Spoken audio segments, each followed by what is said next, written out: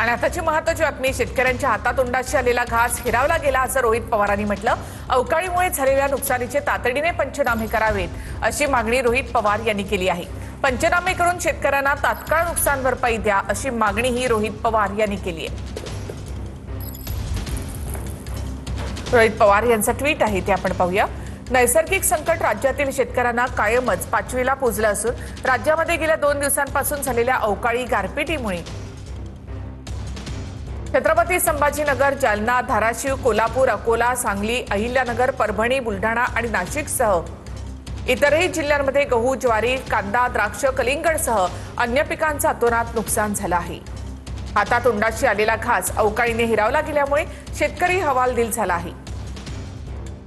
या सर्व नुकसानीचे सरकारने तातडीने पंचनामे करून शेतकऱ्यांना नुकसान भरपाई द्यावी ही विनंती, असं ट्विट रोहित पवार यांनी केलंय।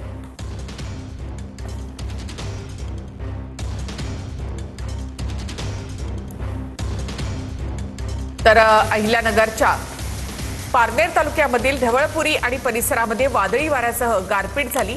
जोरदार पावसामुळे शेतकऱ्यांची चिंता वाढली आहे। कांदा काढणीला आलेला गहू, हरभरा, भुईमूग आणि तूर पिकासह चारा पिकांचं मोठं नुकसान झालंय। तर नाशिकच्या सिन्नर तालुक्यात सलग दुसऱ्या दिवशी अवकाळी पाऊस झाला।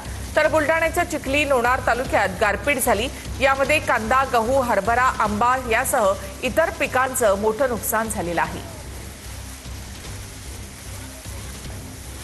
तर लातूरमध्ये अवकाळी पावसामुळे फळबागा आणि पिकांचं नुकसान झालं। पंचनामे करून तातडीनं मदत देण्याची शेतकऱ्यांची मागणी आहे।